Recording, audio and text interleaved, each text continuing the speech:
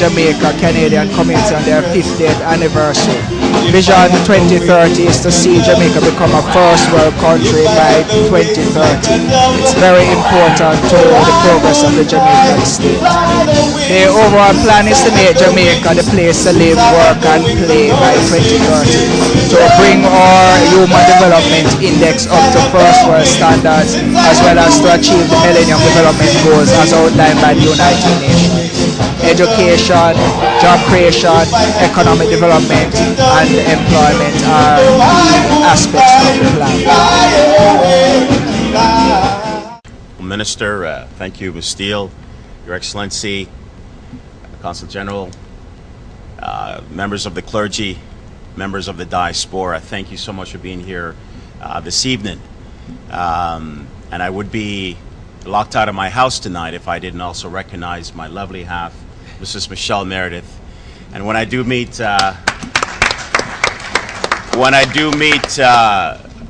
Barack Obama, and I hope it's soon, I will say, here's my Michelle. But Minister, on behalf of the Prime Minister of Canada and our government and my colleagues in the Senate, I'd like to extend a very warm welcome to you to Canada. Even though we've baptized you with a little bit of snow, we want to thank you for taking the time to come and address us. I understand that there was about 250 people here this afternoon at the Bunadunas. Sorry I missed that, but I did bring my offering plate, so if anyone wants to drop anything in, that'll be great as well. But unfortunately I was in my public, and also I had another event as well. Minister, as you know, our government and Canada has been working for over 100 years in trade and bilateral relations, and that has benefited both of our countries. And it's important that we continue to work together into the next 100 years. And most importantly, Minister, as you have just come into office, I also want to congratulate you. Let's give him a hand for being victorious. And one of the commitments that we have in working forward is to work with CARICOM and to build a free trade agreement. But an aspect of that, we also look for opportunities to work with Jamaica, to move Jamaica forward. And one of the critical here is investment. And those are the kind of things, as you know, our Prime Minister just signed a major deal with China, and we're looking, and his commitment is to work with the Caribbean countries, but specifically that he's got a Jamaican every Wednesday looking at him. He wants to work with Jamaica as well. So I look forward to us continuing those relationships. I've also spoken with Minister Ed Fass, Minister LeBlancy, and she hopes to visit our beautiful island soon. And I tell her that she has to bring me along because I have to work on my tan. This relationship, yes, I hear a little chuckle in the back. Don't you think I need a little tanning? Okay, all right, out of this I'm good. But one of the critical things, and as Jamaicans, I'm proud to be the first Jamaican to be appointed to the Senate of Canada. And I said to the minister as we met just briefly that, I believe that this is a God-appointed divine appointment. And I believe that everything works together for good. And I believe that it is time that Jamaica moves forward, Minister. And working with such beautiful individuals as High Commissioner Monteith, let's give her a hand. She's been doing an incredible job. And so I want you to go back and talk to Right Honorable Portia Simpson. Let her know that she's doing a great job up here and things are working ahead. And also, I commented to Ms. Campbell this evening that Jamaica continues to produce some beautiful representation in our Consul General, Mr. Mendez. Again, let's give her a hand, and Consul General Ramakan. These ladies have been working tirelessly to look at our national launch for Jamaica's 50th anniversary, of which I'm patron of honor, and I'm delighted to have such an opportunity to represent my country in this way. And those festivities will take place on March 22nd, and you're all invited to Ottawa. It might be still a bit cool, but please come on up. We promise to feed you, right, Your Excellency? we promise to feed you. She said we'll do our best. And as you know, I've written to the Prime Minister of Jamaica, Right Honorable Portia Simpson. I've also spoken to her as well with regard in her taking time to pay us a visit during that week, and also work with our Prime Minister here, Prime Minister Harper. Our government looks forward to working with Jamaica, looks forward to moving Jamaica ahead economically, socially, and politically. And it's to believe that it's time that we work together for the advancement of our people. And it's not about pulling down and breaking down ideas, but it's about uplifting one another. And so I want to welcome you again and thank you for taking the time to come and visit with us.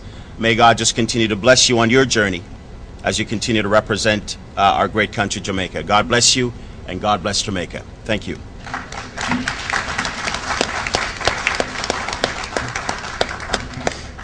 I will first like to say that it is really quite our privilege to have the minister this early in the administration of Prime Minister Portia Simpson Miller, this early in the year. And I think it bodes very well for the interest that the government will need to display towards Canada, and in particular the diaspora in Canada. We welcome the minister very warmly, and he has had quite a round of meetings since he got here, and his own understanding has been broadened by the number of interventions he's had to make and the encounters he has had. And I know that he'll be taking back a very positive message of what needs to be done in terms of the government of Jamaica taking more decisive action in respect of the diaspora in Canada, and he will have the opportunity to speak a little more about that. But I would like to just welcome all of you. I would like to thank you all for the work that you have been doing here as a face of Jamaica in Canada. I want to extend a special word of appreciation to the board, the interim board of the Jamaica Diaspora Canada Foundation. And perhaps I should not just say interim board. The interim structure has only been in place for a relatively brief time compared to the length of time that there has been the Jamaica Diaspora Canada Foundation. And the interim board, led by Mrs. Valerie Steele and Mr. Philip Maskell, they have really been at the forefront of keeping Canada at the forefront of the diaspora engagement with the government of Jamaica. We've always, Canada's always been a delegation that has presented the strongest force at meetings at the conferences, and I think Canada has stood out for that in terms of the interest displayed by the number of participants, in terms of their continued engagement with the issues and the proposals that have been made. And that suggests to me that despite some challenges that we face from time to time, that there is every interest on the part of those of you who have presented yourself here this evening, and I know at some sacrifice, because some people have been here since this afternoon for the brunch, that there is that interest that is maintained. I pledge my support on behalf of the High Commission in Ottawa. I know the Consul General, on whose behalf I also speak, that he and his office are here prepared to work with you. I extend apologies on his behalf. He really would have wanted to be here but has had to be out of the country. And I simply want, in these very brief remarks, as the floor really belongs to the minister, to extend my appreciation to the minister, to Senator Meredith, to Mrs. Steele, and to the members of the board for having facilitated this, to Nadine and the consulate, and all of you who have turned out and who I don't get to see as often as I would like, but I'm always happy to see the familiar faces, and each time I get to see some additional ones. I am a little distant from you all the way in Ottawa, but this does not mean that your interests and the concerns that you have are not relevant to us. And so I just want to hope that we will continue to have the engagement that would lead ultimately to what we are working collaboratively towards, the improvement of the social and economic well-being of Jamaica, and of course recognizing the important and vital role that you play here in Canada as your homeland, because for every person who is here, you have made a choice to be here. It is your first home in terms of your being immediately resident here. You are encouraged to work and build Canada as your home, and we have always just been grateful about the attention that you continue to place towards Jamaica. So thank you so much, and I look forward to our continued engagement. I must express gratitude to being here in Canada and Toronto, And as indicated, we are only 47 days in this new administration, and I am 41 days in this position as Minister of State in the Ministry of Foreign Affairs and Foreign Trade. And the fact that I am here in Canada at this point demonstrates the significance that Canada has to Jamaica and how serious we are about improving, deepening and strengthening the diasporic relationship between Jamaica and Jamaicans living in Canada.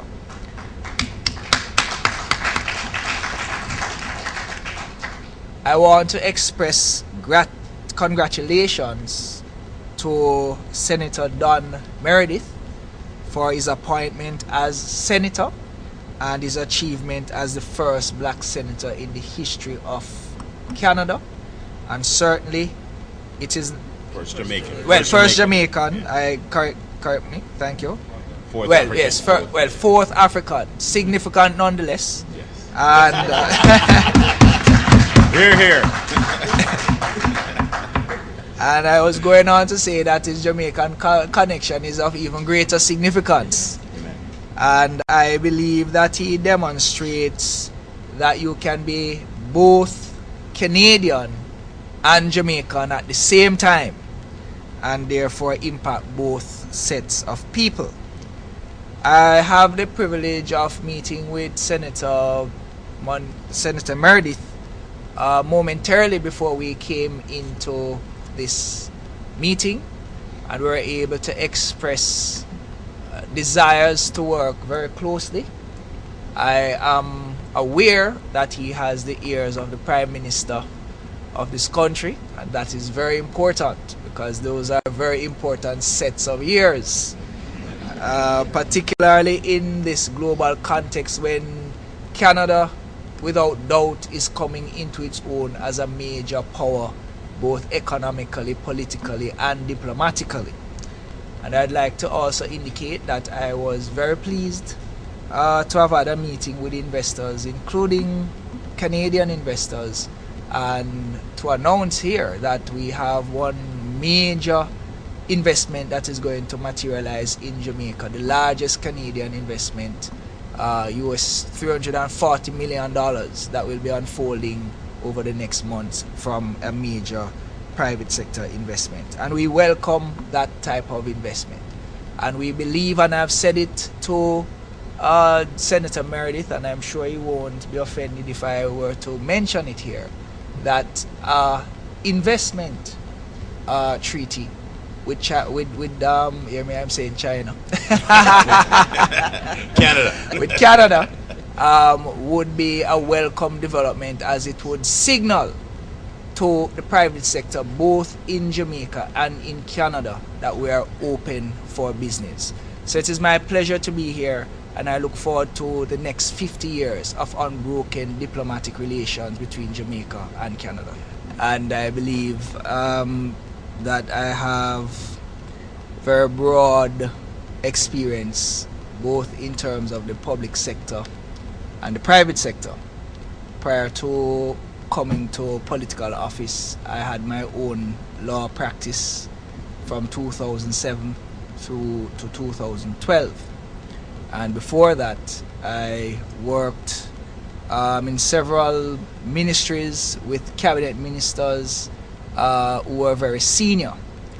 The Jamaican electorate, in fact, rejected the notion of voting just simply for youth. They voted instead for experience, and they voted for a mixture of persons who would have that experience, persons who have been exposed to that experience, and persons who are new to the political process. Despite my youthful look, I have actually been involved in political process from 1997, and I've worked from the bottom up.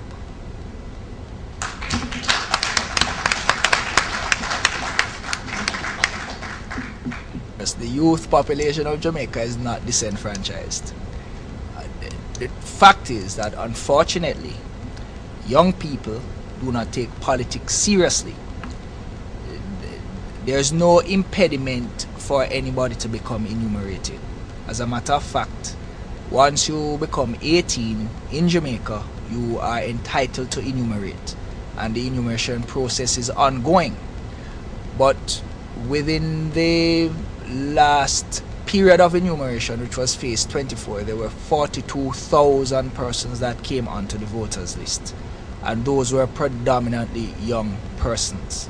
Of note, there were 20 new members of parliament who entered parliament for the first time since 2011.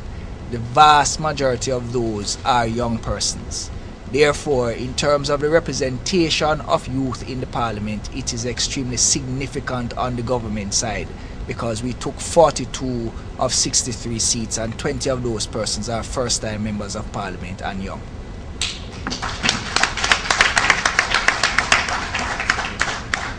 But we are aware of them, and the fact is we would want to see the elections take place as quickly as possible, and I certainly will be working with the persons who are involved to ensure that those elections take place. We do recognize that Mr. Maskell and Miss Steele are interim persons on the board, but the work has to continue until those issues are resolved. I believe that those issues are best resolved quietly rather than publicly, and we'll be working to ensure that they are in fact resolved. The issue of Jamaica becoming a republic does not necessarily translate into a complete separation of the executive and the legislature. It may only be at the level where we cease to have a Governor General representing the Queen as the head of state, and therefore that person may be replaced by a president who would serve the same role as the Governor General, being ceremonial rather than executive. And in fact, the movement to Republican status has stalled precisely because of that, because there are persons who believe that the president should be ceremonial and you maintain the same parliamentary model, and there are those who believe that the president should be executive, where then he would be able to choose the cabinet ministers outside of parliament. Fact is that historically, presidential models have not worked anywhere outside of the United States of America. The parliamentary model has been the most stable form of democracy outside of its original home, and the conversation that is taking place is a very serious conversation. And in addition to that, there are cost implications, because if you have ministers that are separate from the legislature, then you have to pay them. That's a burden to the taxpayers. Now, I'm just laying out the issues that are being considered for a final decision. What is clear is that this administration believes that it is desirable in our 50th year to separate ourselves from the vestiges of the monarchy in respect of the detachment and final fulfillment of full political independence, symbolic though that might be in terms of establishing a Republic of Jamaica. And if they take that step, I believe that in the first instance it is likely to be ceremonial rather than executive, and therefore the same arrangement would obtain whereby the Member of Parliament and the executive would have some degree of fusion.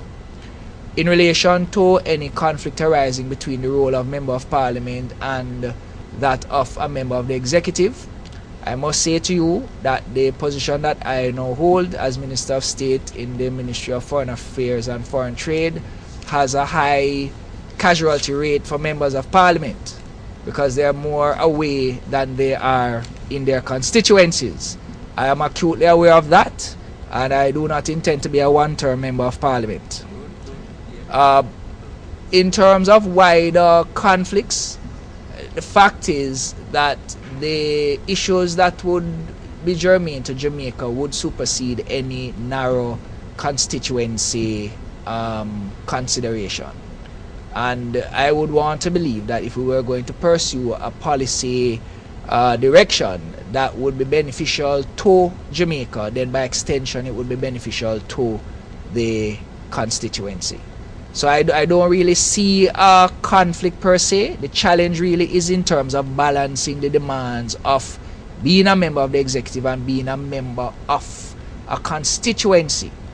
And in Jamaica, because our constituencies are not as large as they would be in Canada, people expect to be able to see and touch their member of parliament. When the lights are low, when you move it slow, sounds like a moan. It's alright, whoa, it's alright. Now listen to the beats, kind of pat your feet. You've got soul, everybody knows. It's alright, whoa, it's alright. Listen now.